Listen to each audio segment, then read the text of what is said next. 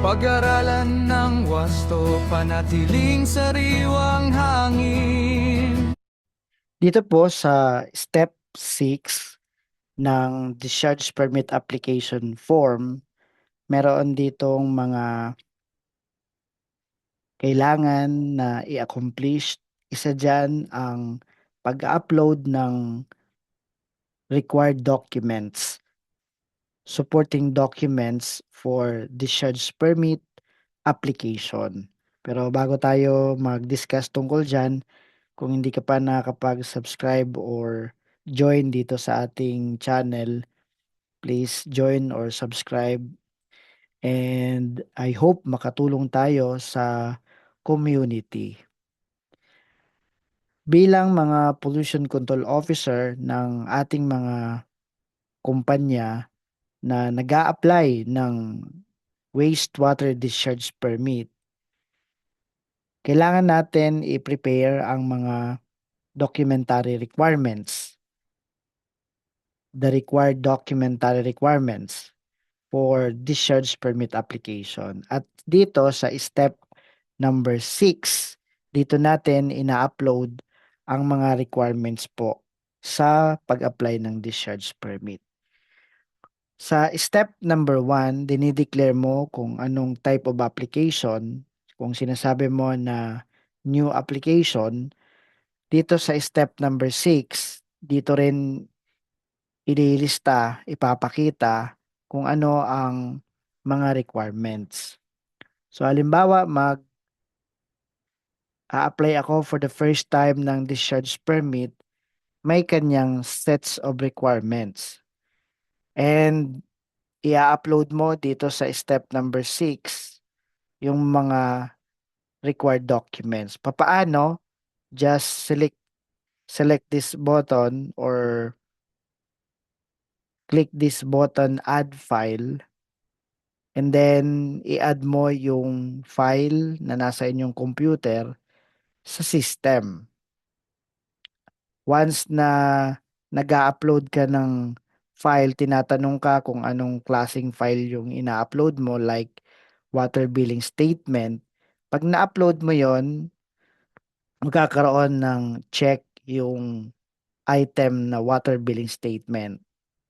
So for the uploading of the requirements, add file, select the title of the file or yung kung anong klase yung file, and then once uploaded, magche-check yan hanggang sa ma-enable mo yung button na finalize application, meaning na-meet mo na yung minimum documentary requirements. So sa pag-apply ng discharge permit sa step number 6 pala, ina-upload natin yung sets of requirements. Iba-iba ang sets of requirements dahil nakadepende ito sa type of application. Meron tayong dalawang type of application for discharge permit, yung new application at renewal application. Sa bawat application type, may kanyang requirements. Ano ang requirement sa pag-apply ng discharge permit? Halimbawa, sa new application, kailangan ipasa mo ang duly accomplished or notarized application form. Ganon din ang copy ng ating Environmental Compliance Certificate or Certificate of Non-Coverage. PCO accreditation or appointment letter. Sa ibang region, kapag appointment letter lamang yan, dapat mas maganda kung meron ka na lang proof of PCO application. At pinaka main requirement talaga yung Certificate of Accreditation as PCO. DENR ID number as hazardous waste generator. Ito yung hazardous waste generator registration certificate. Water billing statement for the whole year.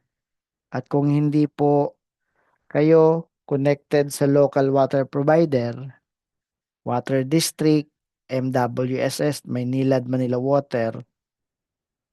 Kung gumagamit kayo ng deep well, spring, o gumagamit kayo ng surface water, so wala kayong water billing statement. Kailangan water permit ang ipapasa mo. Water permit issued by National Water Resources Board.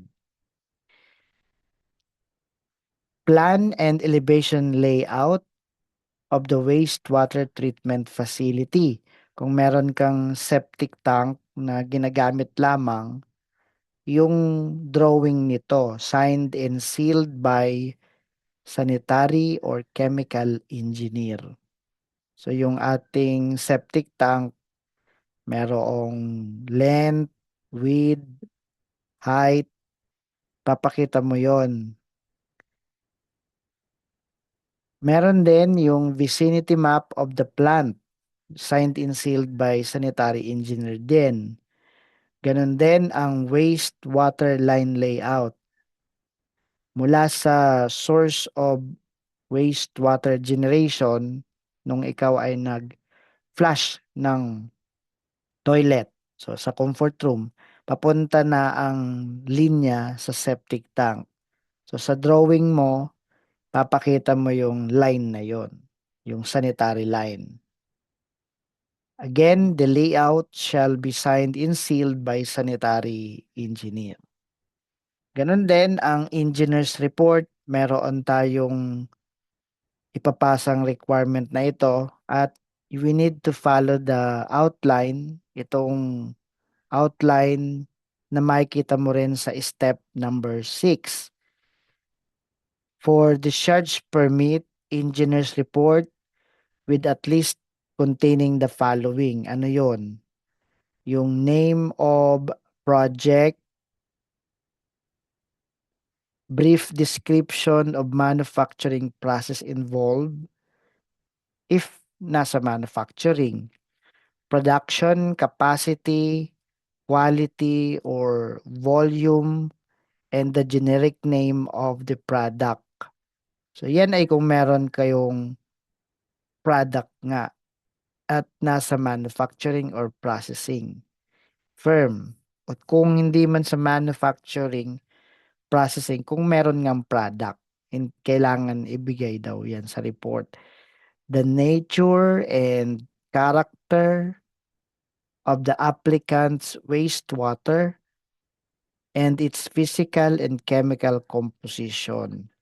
So yung ating raw wastewater, hindi pa nalilinis, yung physical, chemical, biological property nito, pakapakita mo yung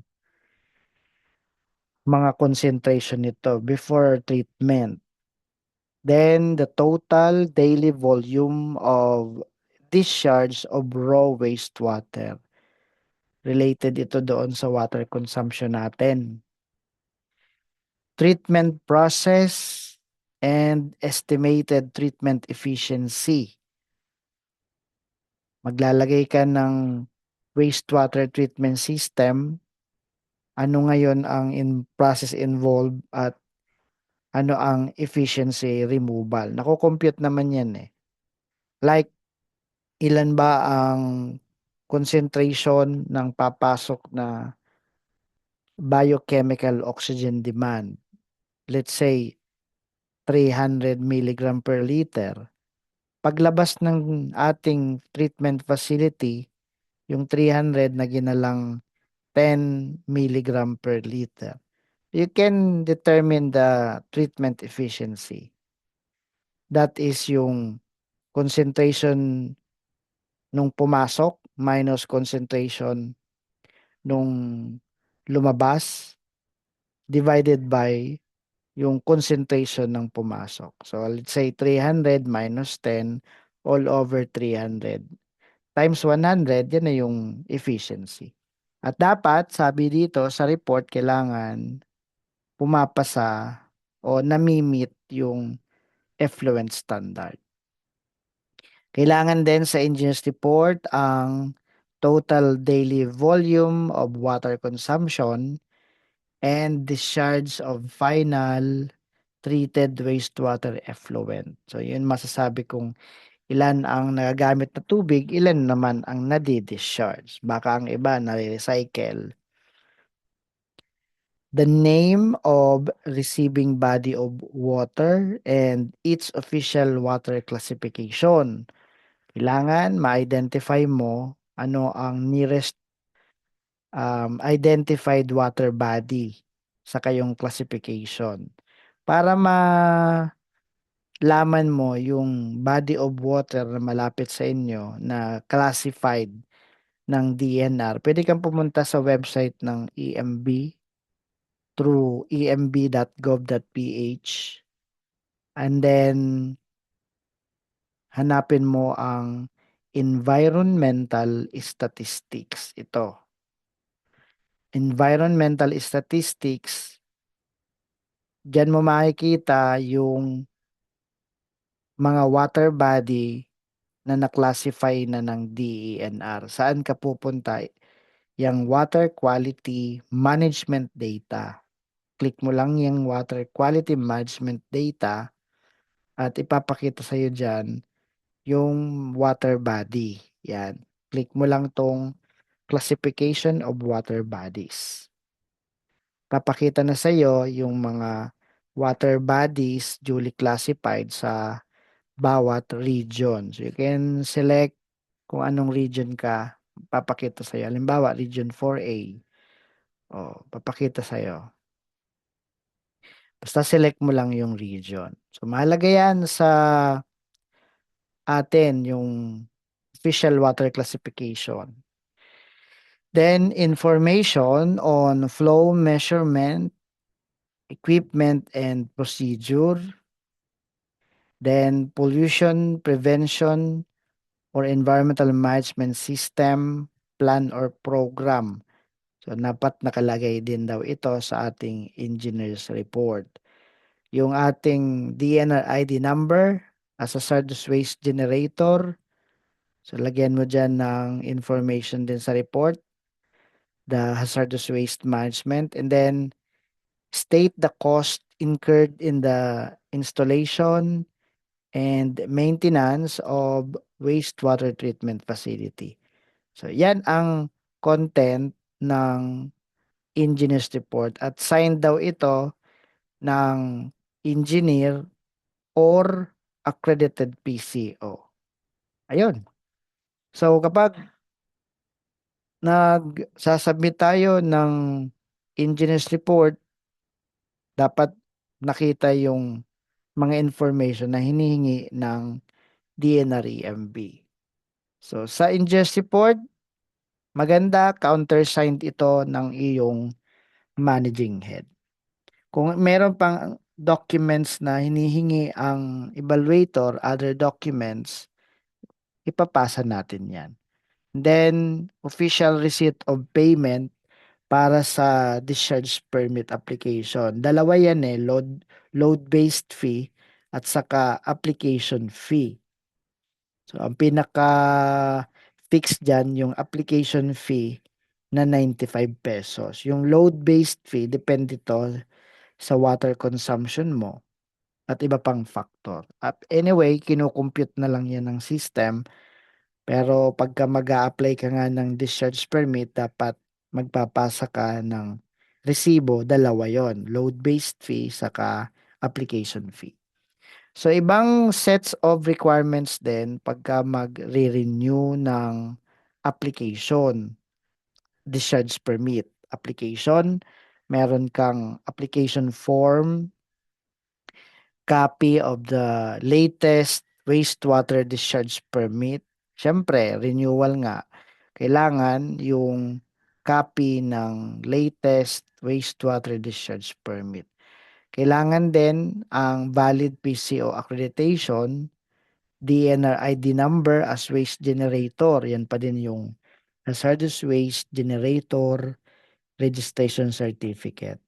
Kailangan sa renewal ang result of laboratory analysis issued by DNR accredited environmental laboratory, lalong-lalo kung meron kang wastewater treatment plant or sewage treatment plant. May mga direct discharge ka sa environment.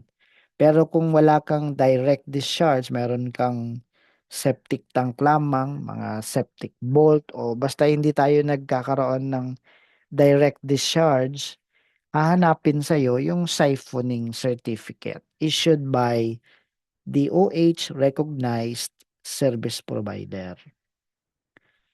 Kailangan mo rin i-submit ang lahat ng self-monitoring report during the validity ng discharge permit. Mga nasubmit mong self-monitoring report. Halimbawa, ang discharge permit mo ay na-issue ng 2026. Halimbawa, January 2026. Tapos, magsasubmit ka ng self-monitoring report niyan. Sa isang permit, kadalasan isang taon ang validity. Meron dalawa, may lima, pero very common isang taon.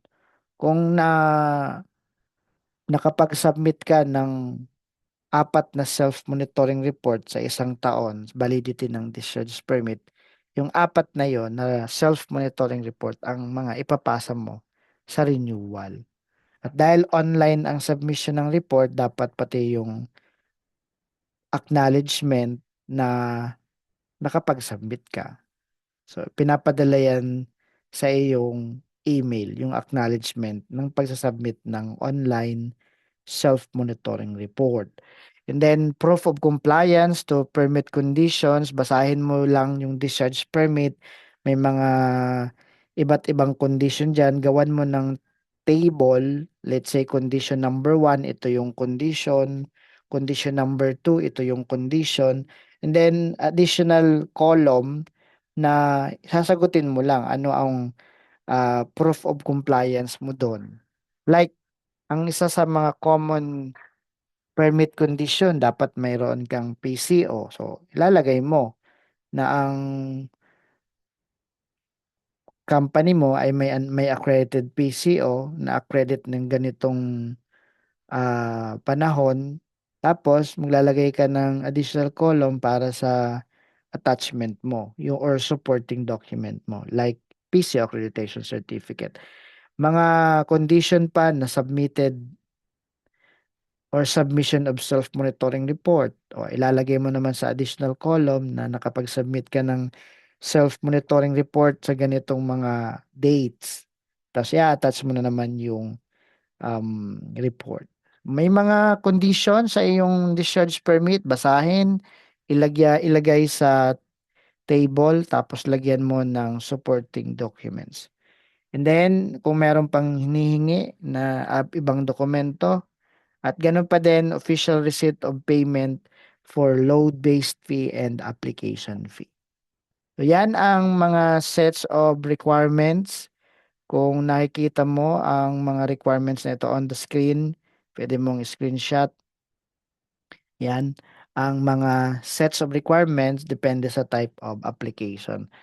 So, sa ating step number 6, doon mo ina-upload ang mga requirements na yon, documentary requirements, duly signed or duly notarized. At i-upload natin using this button, add file. And once na-enable na yung finalize application, just click finalize application para ma-submit. Then, yun na-submit mo na ang iyong discharge permit application gamit itong finalize application. Every time na may submitted application ka, hindi naman yan agad na-approve. May mga screening, evaluation. At kaya naman, I encourage you to regularly check your discharge permit or your OPMS account. At dito, i-click mo itong for action. Diyan mo makikita kung may mga comments sa application mo. And then, actionan mo yung comment, i-return mo lang. Ganun lang, pabalik-balik lang kung lagi may comment. So that's how we apply for discharge permit, especially how to complete step number 6. So natapos na natin ang steps 1 to 6 ng OPMS discharge permit application form, kung paano ito kumpletuhin. And I hope you have learned something, at kung may katanungan ka pa, just type it below and I am very happy to answer your question. So, kung kailangan mo ng coaching, mentoring, just contact 0998-543-5466. If you want to attend basic PCO training face-to-face, just contact 0998-543-5466. At sabi nga dito sa DAO 2014-02, or the revised guidelines for Pollution Control Officer Accreditation, Section 10, Duties and Responsibilities of Accredited PCOs, Item number 3, I read, attend to all permitting and registration requirements of the establishment prior to the construction, installation, or operation of pollution sources and control facilities. So yan ay trabaho ng isang accredited PCO na mag-apply ng discharge permit para sa kanyang mga pollution sources and control facilities. Thank you very much for time listening. I hope you have learned something, and God bless us all.